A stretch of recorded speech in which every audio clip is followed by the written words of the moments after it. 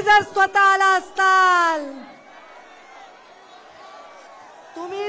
आला असताल, आणि भगवान बाबाची आणि या डोंगराची औलाद असताल तर तोंड बंद करा, तोंड बंद करा तुम्ही. आज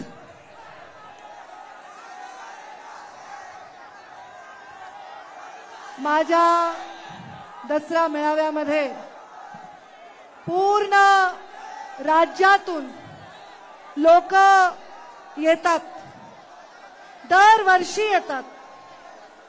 पण मागच्या वर्षीपासून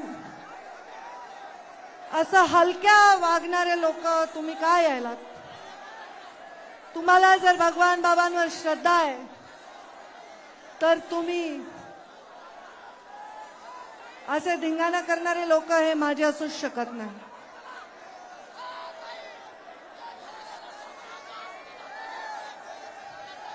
आज माझ्यासाठी, माझ्या भगवान बाबांसाठी आणि गोपीनाथ मुंडे साहेबांचा वारसा जगण्यासाठी आलेल्या प्रत्येक माणसाचं मी अत्यंत हृदयातून स्वागत करते. आणि भगवान बाबांनी सुरू केलेलं सीमोल्लंघन हे आज एवढ्या पुराच्या, अतिवृष्टीच्या, अत्यंत अडचणीच्या काळात देखील तुम्ही यशस्वी करून दाखवलंय. मी तुमचे मनापासून अभिनंदन करते. कारण सीमोल्लंघन ही एक परंपरा आहे, परंपरा. सीमोल्लंघन हा मेळावा नाही, आपला दसरा हा केवळ एक मेळावा नाही. डोंगर कपाऱ्यामध्ये कष्ट करणाऱ्या, ऊस तोडणाऱ्या, अत्यंत संघर्षाने उभे राहिलेल्या या साध्या साध्या फाटक्या माणसांचा हा कार्यक्रम आहे. मी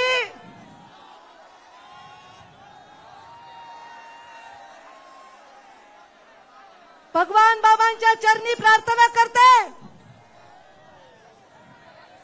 एवढ्या नदीमध्ये पूर आला असताना, गावागावामध्ये पाणी शिरलं असताना, लोकांचे घर आणि संसार वाहून गेले असताना देखील तुम्ही एवढ्या उन्हात, एवढ्या अडचणीत, एवढ्या लांब आलात की नाही? बुलढाण्यावरून आलात की नाही? जळगाववरून आलात की नाही? वाशिमवरून आलात की नाही? नाशिकवरून आलात की नाही? नगरवरून, पाथर्डीवरून, केजवरून, आष्टी, पाटोदा, बीड, शिरूर, सर्व महाराष्ट्राच्या कानाकोपऱ्यातून तुम्ही लोक आलेले आहात.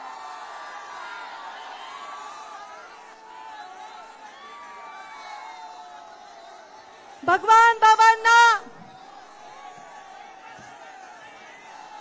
मुंडे साहेबांनी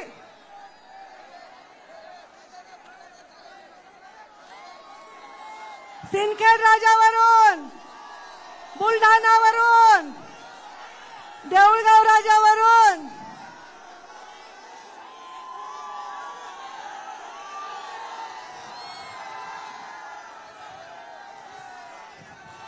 मला आजच्या या परिस्थितीमध्ये एकच बोलायचंय, एकच.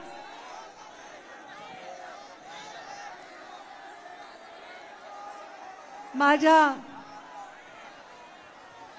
अत्यंत महत्वाची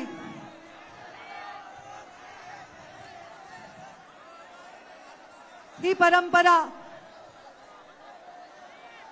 सोन्यासारखे माणसं इथे आलेत, सोनं लुटण्यासाठी आलेत.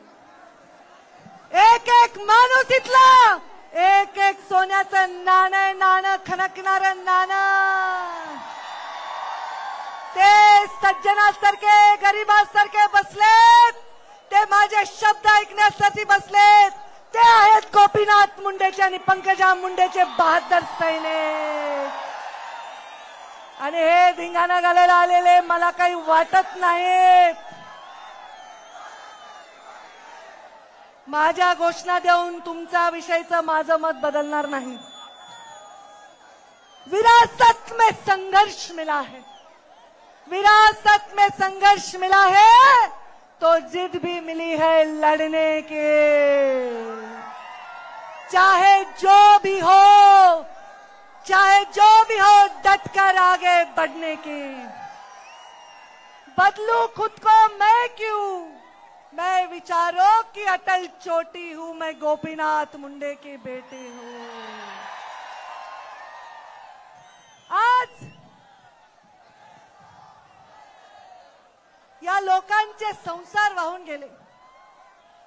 या गावामध्ये मी गेले, फाटके लोक बघून, त्यांचं दुःख बघून माझ्या डोळ्यामध्ये अक्षरशः अश्रू आले. घरामध्ये सुखाचा घास सुद्धा माझ्या पोटामध्ये गेला नाही.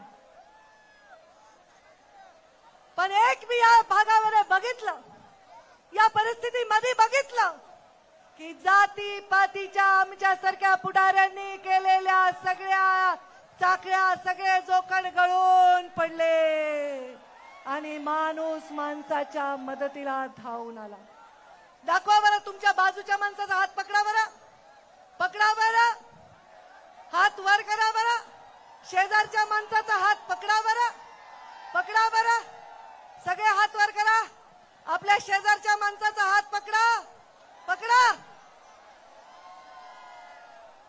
असा समाज आणि अशी साखळी घडवण्याची आवश्यकता आहे. असा नेता आपल्या सगळ्यांना आवश्यक आहे.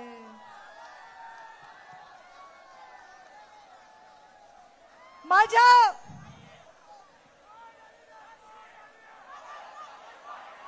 या लोकांचं दुःख बघून मला ज्या वेदना झाल्या त्या शब्दात मांडू शकणार नाही. पण देवेंद्र फडणवीस राज्याचे मुख्यमंत्री